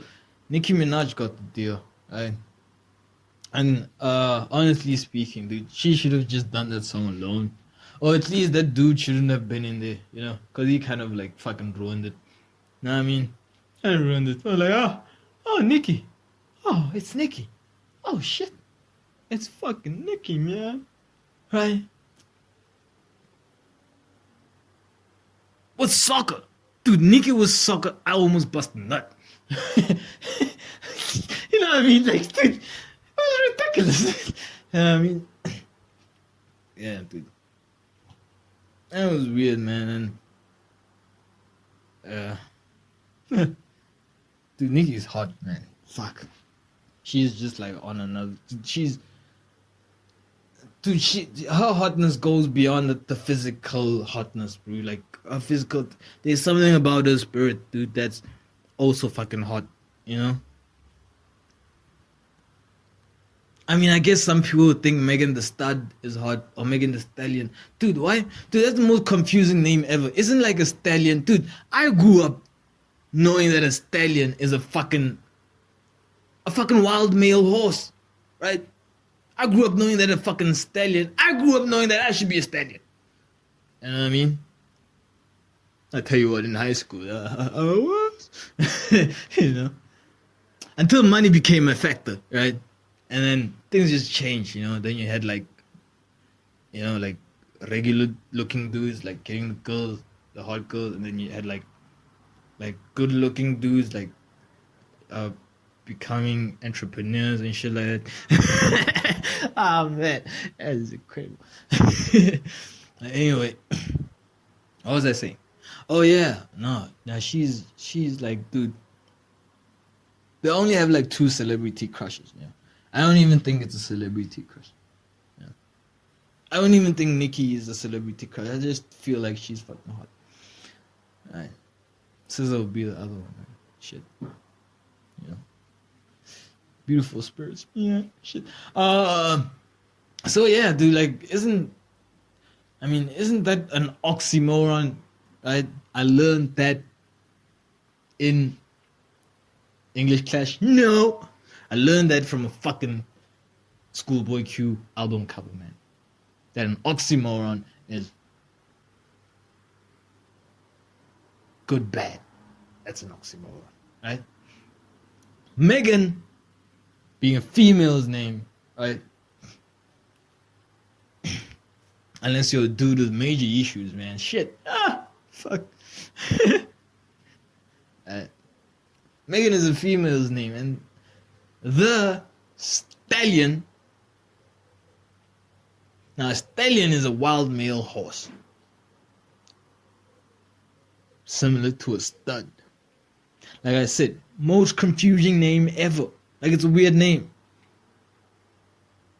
But why don't you just call yourself Megan? You know? Because you think she's called Megan the Stallion because now she rides dick. Right? And like, yeah, but that doesn't make sense, because if she's the horse, then someone has to be riding her. You know, so it's so fucking confusing. But anyway, why was I talking about Megan the Stallion anyway? Oh, I was saying that there's a lot of, like, you know, I guess physically attractive ladies, but they don't just, for some reason, they're not Nicki. Like, Cardi B is far from, like, I don't feel, dude, I don't understand it. Not saying she's not pretty and stuff, but she's not into it, you know? Dude, and then the shit when Nicki Minaj came in, right? The shit we gave her for like, she's only like half naked because she can rap. You know what I mean? And she's only half naked so she can attract our eyes and all that shit, right? Oh, you didn't mind that, right? Now what about a rapper that's not even half naked, right? Like full nude, right? Like full cookie out. You know what I mean? And she's a rapper. And nothing is said about that. Like, not even a word. So congratulations, Nikki, for your fucking deal with the Qataris out in the fucking Emirates. Alright? Dude, don't the Qataris have the most unfair advantage ever? I mean, you have this natural resource, oil, right? That I don't think you should be fucking drilling anyway. But you have it, and you're gonna drill it, so whatever. So you have it, unlimited, to the point whereby the Western countries are seeing that you guys are gonna be like the number one energy producers in the world, right? And that's like, dude, energy producing is like the biggest companies in the world, electricity, water, shit like that, So it's kind of like an unfair advantage. Like, why would Boeing still be up? Is Boeing makes planes, man. Why would British Americas or fucking United Airways or Blue Jet or Virgin Atlantic, why would they still be operating, right?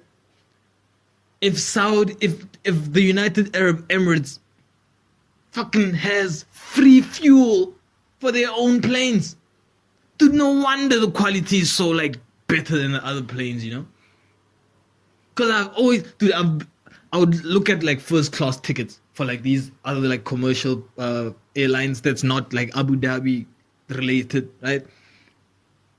And they just look like normal fucking bus seats, with a bit more space. They look like a fucking trans country bus trip, Like, but then you go to the first class in the Abu Dhabi fucking Emirates Airways, right?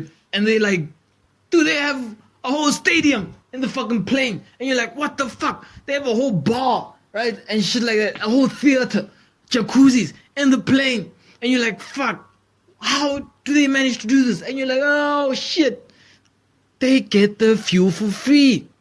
And I own the delivery company. And I know my biggest expense, other than my lack of accounting prowess, right? Right? Other than my lack of accounting prowess, my most expensive fucking expense, right, was fuel. I was paying ridiculous amounts for fuel. Probably more than half, right? So they're getting this for free. And now, why you still compete? Like, it's basically no competition. Like, you're just waiting to die. And the other thing, right, is then now you get why the fucking Formula One president, right, is a Qatari or Abdul Hamid or like, Middle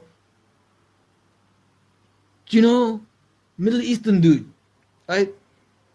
Free fuel for the cars. Free fucking fuel every fucking race. Talk about lobbying.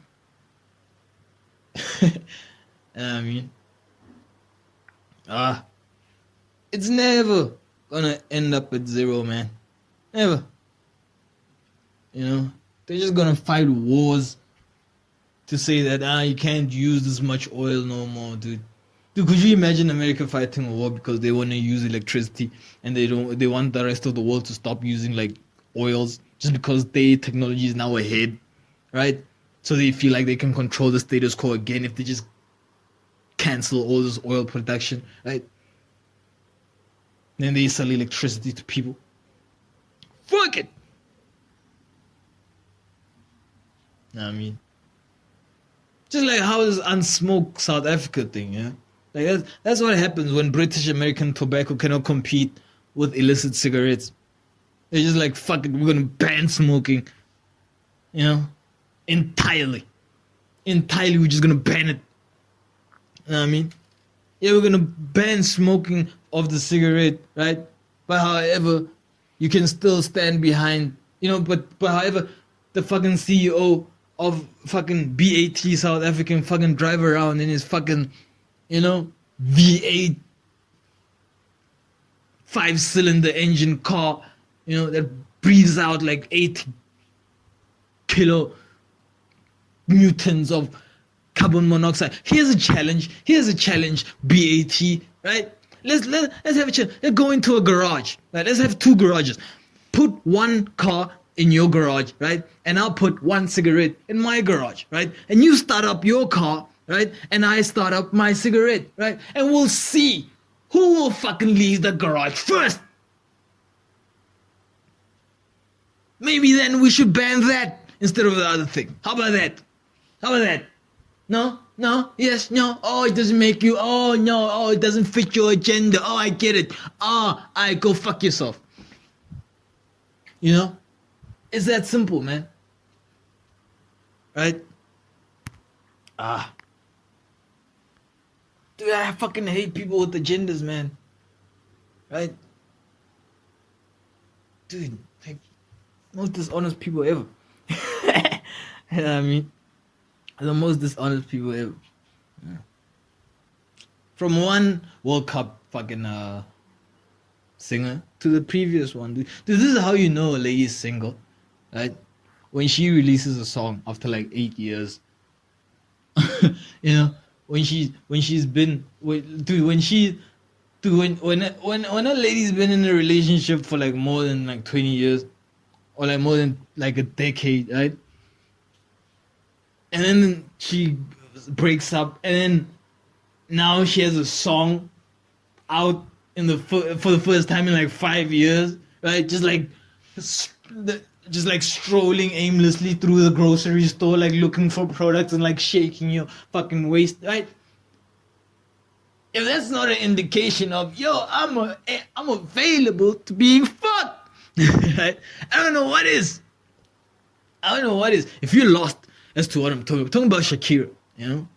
And yeah, she just released a song like 4 days ago, man. It's or a week ago. I haven't been here for like 3 weeks, so it's probably a month ago, right? She released a song, like 100 million views like the next day, right? You know, all up in there, you know, like you would have fantasies of being like, oh man, I wish I was at the grocery store, just like coming in there, and then she's the only one, and then, you know. It was kind of like a showbiz way to say, oh, I'm fucking single. You know what I mean? Like, it was totally Shakira. You know? It felt like something Shakira would do. And same way it was not out of character as Ronaldo, like, speaking at an interview and, you know, talking about him. Right? I mean, who is it about? You thought it's about you? Fuck no, I hate to lose. It's about me. I hate to lose. You lost. You love to lose. I hate to lose. Yeah. I hate to lose. That's why I have 5 Ballon d'Or. And every day it's very hard. I train every day. I wake up every day. And sometimes the family doesn't see me. But, you know, because I hate to lose. I hate to lose and I want to be the best. And I'm the best. You know? Fuck out of here. Get your ass out of Cristiano's ass, man. Fuck. You know? Dude can do whatever the fuck you want to do, man. Fuck. I mean.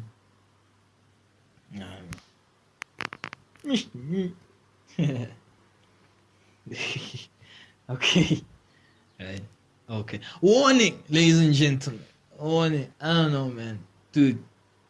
This is a whole fucking, you know, I'm gonna be brief about it. Dude, I think Bitcoin is going to zero. You know? Like,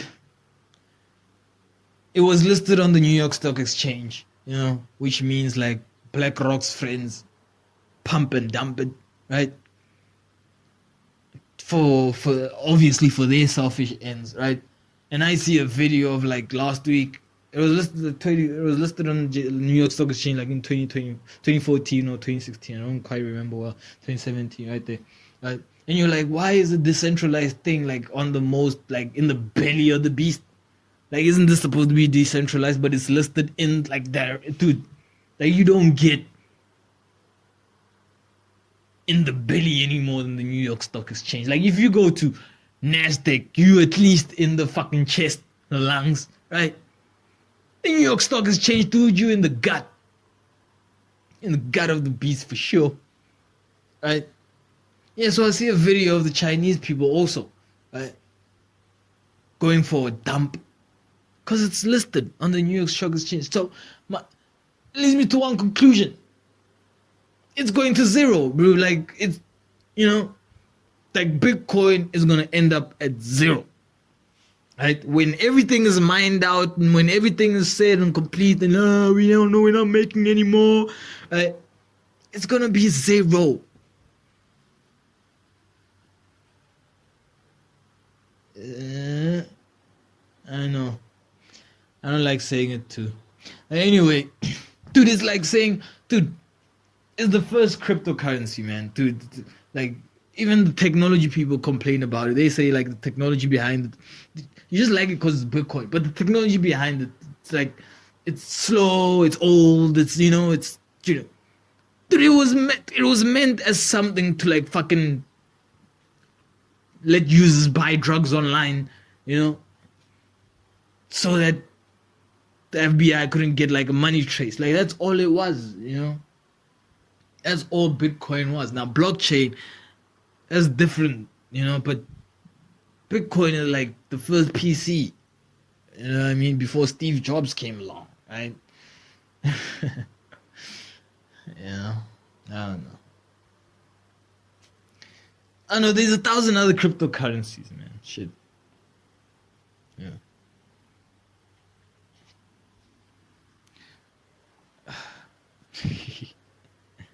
Bro.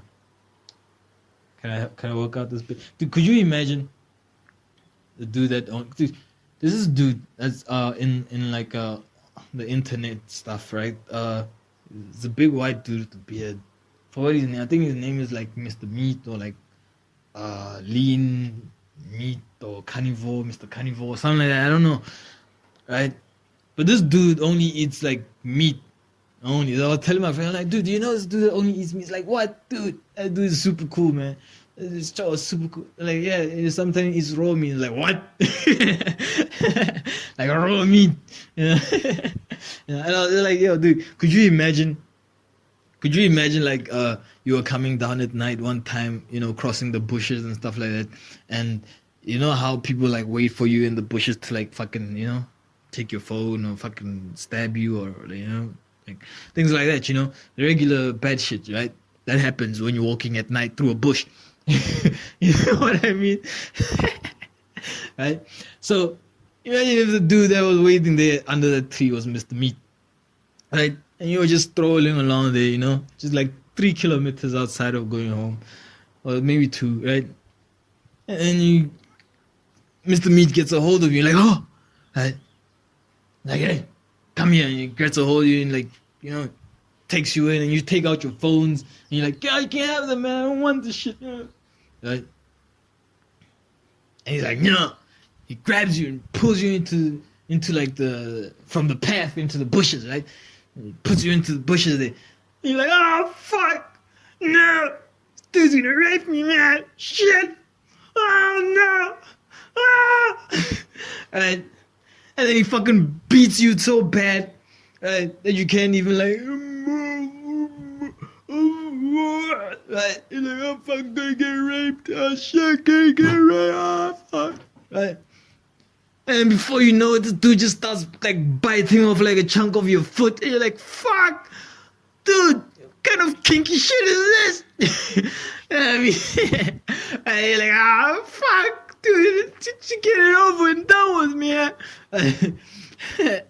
And he just continues, chunks off your ankle, chunk off your fucking knee, you know.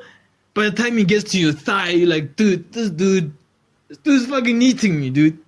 Oh god, Oh God, I'm being eaten. Oh God, oh God, I'm gonna die.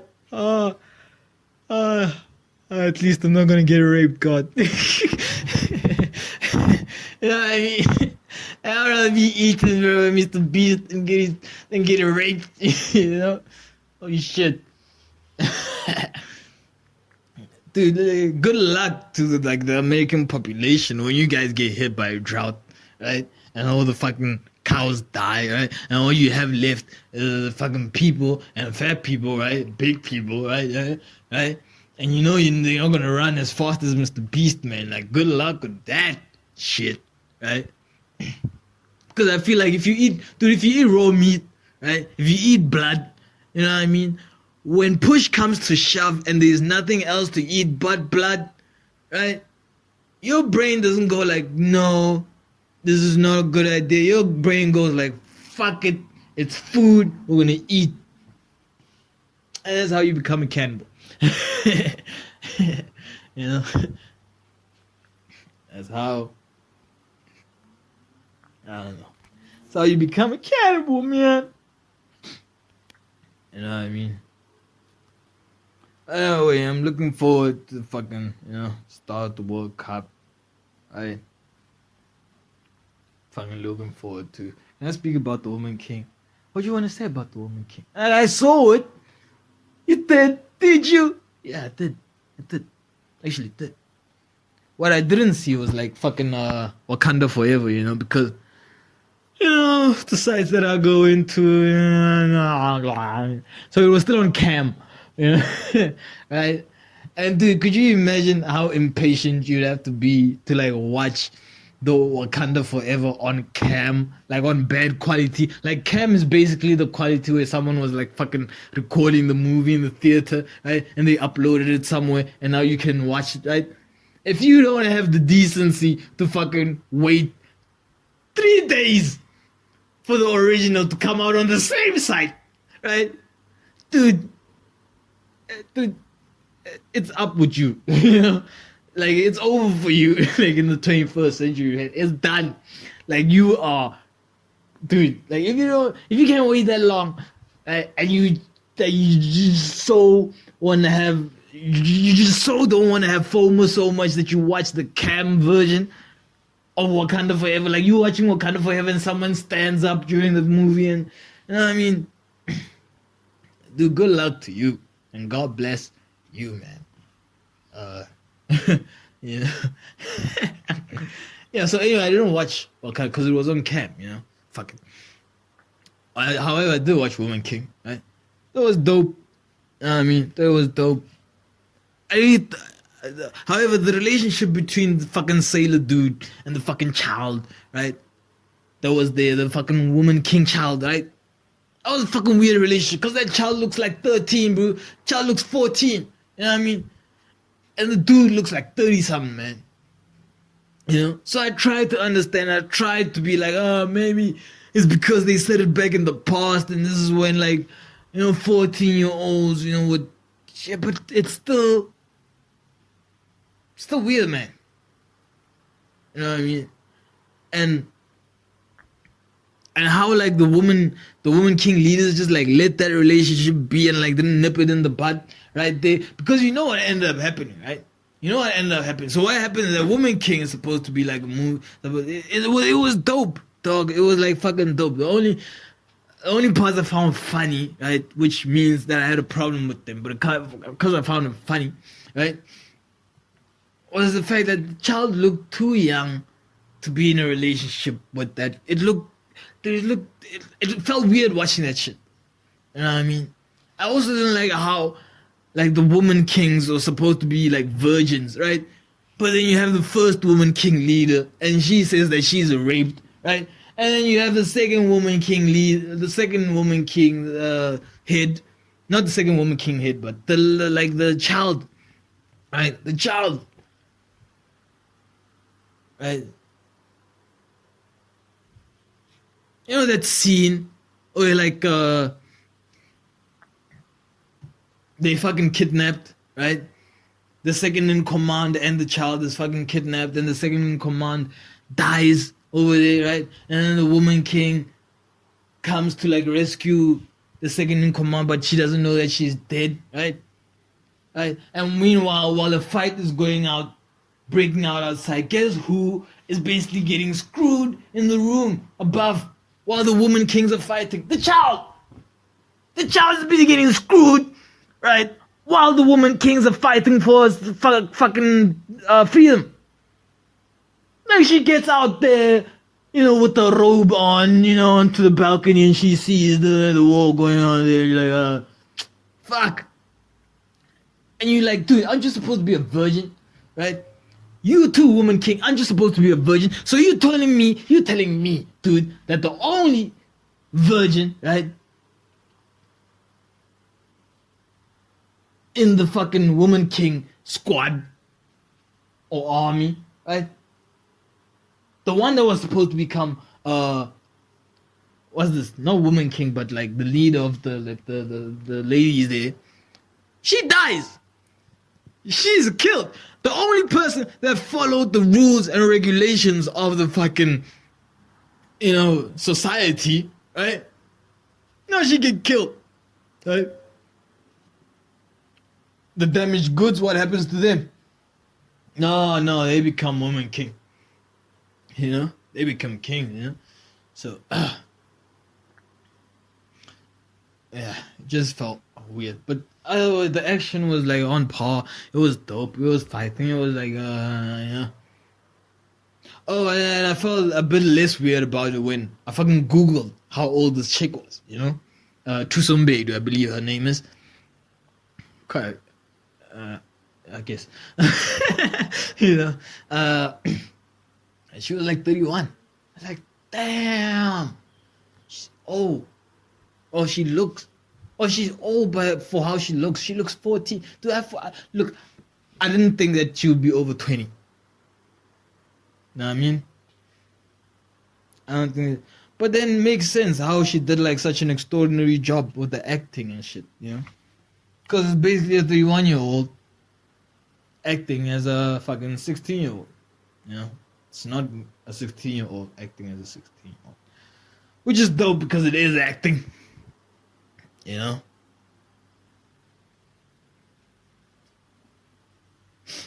Which begs me to think, do you think Hasbulla would fucking, kill a midget pot?